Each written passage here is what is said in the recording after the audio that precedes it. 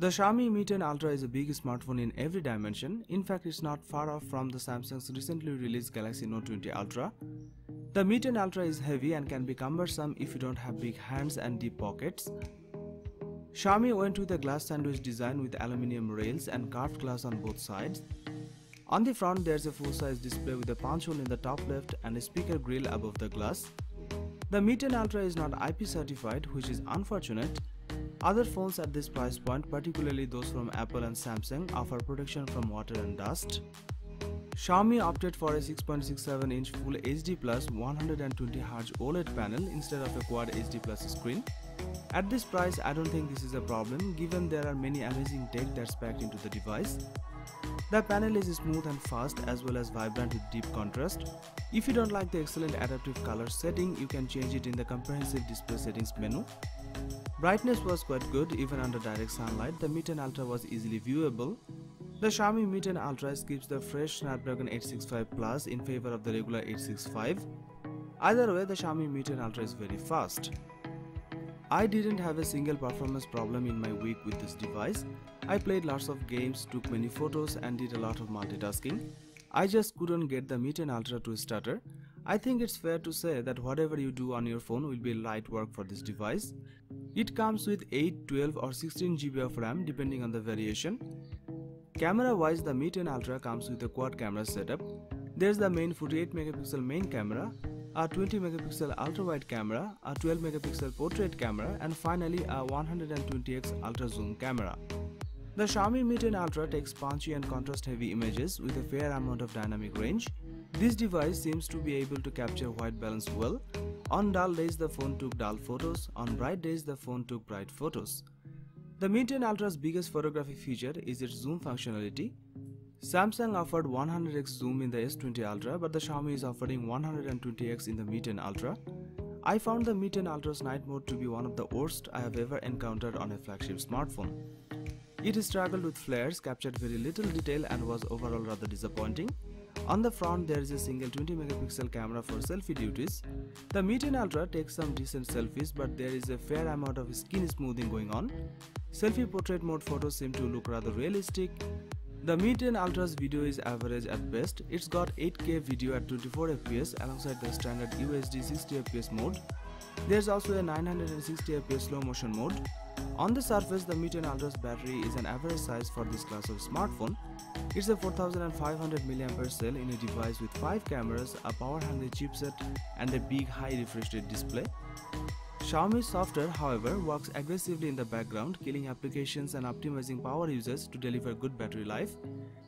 The device charged from 0 to 100% in just 21 minutes in our testing. It includes 120 watt fast charging. It also comes with 50 watt wireless charging and 10 watt reverse wireless charging.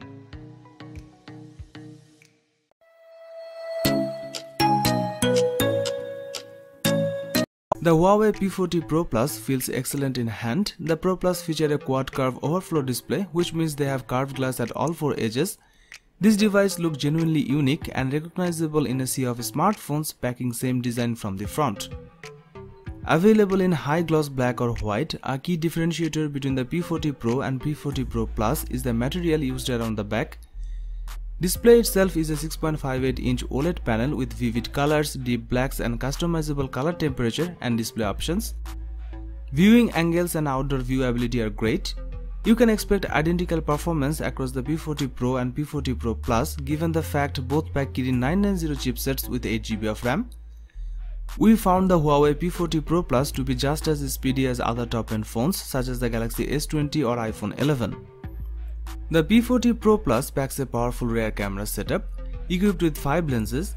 The main lens here is a 50 megapixel sensor and a 40 megapixel ultra-wide lens. The Pro Plus sports 2 telephoto snappers, both packing 8 megapixel resolution. The first telephoto camera features a 3x zoom and the second features a 10x optical zoom. Both of these lenses feature optical image stabilization and there is a time-of-flight 3D depth sensing camera in the mix too.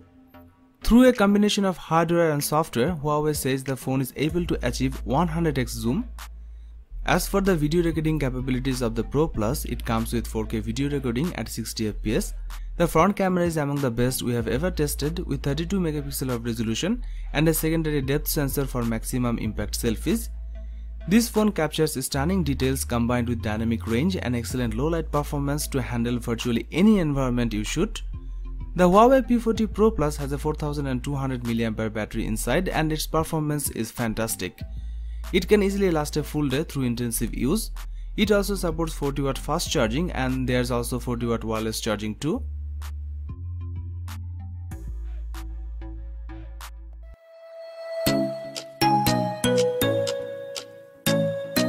ONEPLUS has added the best display it's ever made on the 8 Pro, and the Chinese company says it's the best screen you will see on a phone for 2020.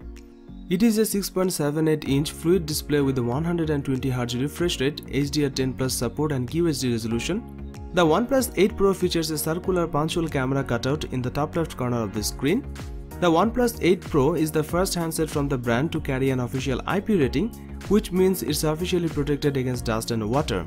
The phone features Qualcomm's top-of-the-line Snapdragon 865 chipset, which comes with Qualcomm's X55 5G modem to enable super-fast internet speeds where 5G is available. The OnePlus 8 Pro packs 4 rear cameras, including a 48MP main camera with an 1.78 aperture. There's also a 8MP telephoto camera with a 3x optical zoom and ultra-wide 48MP camera with a 119° field of view and a dedicated 5MP color filter camera that lets you apply artistic filters as you are shooting. The OnePlus 8 Pro's main 48MP camera and wide-angle shooter take sharp and vibrant shots, especially in outdoor lighting. The dynamic range and color accuracy is great. In addition to that, the camera's 3x lossless zoom can take pictures without losing detail. It can also digitally zoom up to 30x, but the photo quality really degrades at this level. The camera can also shoot 4K video and has optical image stabilization. On the front, there is a single 16MP selfie camera which delivers stunning quality. Overall, the OnePlus 8 Pro cameras are a big improvement over the camera setups found on the 7 Pro and 7T Pro. The OnePlus 8 Pro comes with a sizable 4510 mAh battery, which is the biggest OnePlus has ever put in a handset. The OnePlus 8 Pro could comfortably last a day on a single charge with typical uses including gaming, video playback, social media, messaging, video calls and photography.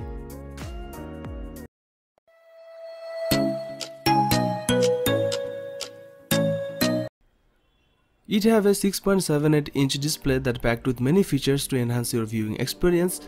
It has an Ultra HD resolution with 10-bit color, a variable 120Hz refresh rate and a 240Hz touch input rate. There is also OPPO's Ultra Vision Engine chipset, which can automatically upgrade 60fps video to 120fps to fit the screen rate. These features combine to deliver a screen that's vibrant and which should display content beautifully. There's no 3.5mm headphone jack here, so fans of wired headphones will be disappointed. The phone is IP68 protected though, so it's safe from dust and water to a high degree. There's plenty of reason to believe the OPPO Find X2 Pro will be a processing powerhouse. It's got the top-end Snapdragon 865 chipset and 12GB of RAM. The Snapdragon chipset endows the Find X2 Pro with super fast 5G connectivity as it has a 5G modem built in. OPPO told us there won't be a 4G only X2 handset. The OPPO Find X2 Pro has 3 rear cameras, 2 of which are 48MP sensors, the main camera and an ultra-wide snapper, while the third is a 13MP telephoto snapper. This shooter has the same lens as the zoom module of the OPPO Reno 10x zoom, so it supports 5x optical, 10x hybrid and 60x digital zoom. There are a few interesting features OPPO has included, such as the phone's ability to capture RAW images.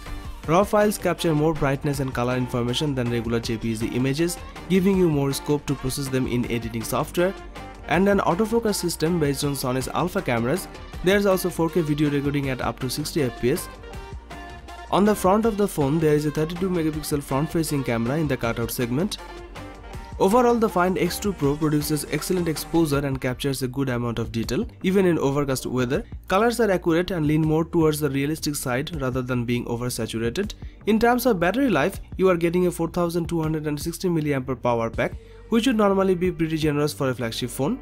Although because of the large screen and high-end display tech, it may not actually last very long. The OPPO Find X2 Pro uses OPPO's 65W fast charging, which will apparently get the device from empty to 100% in 35 minutes or less.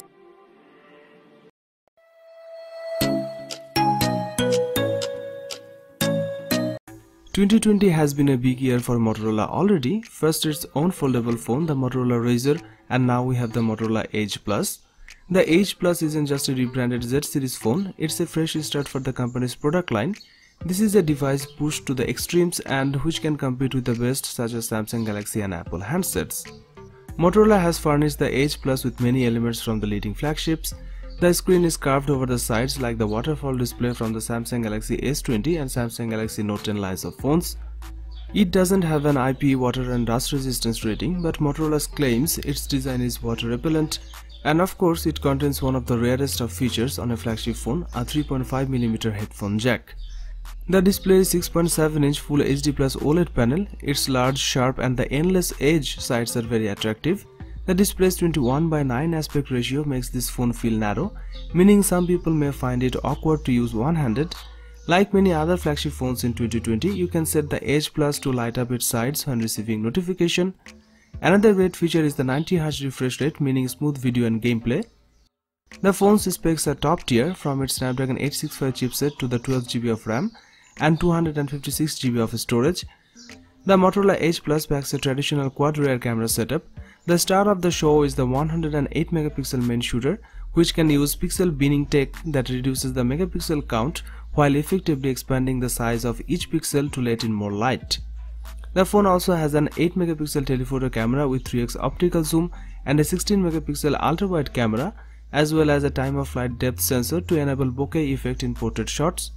The main shooter can also capture video in 6K UHD. Pictures taken with this device looks great with rich color and great dynamic range.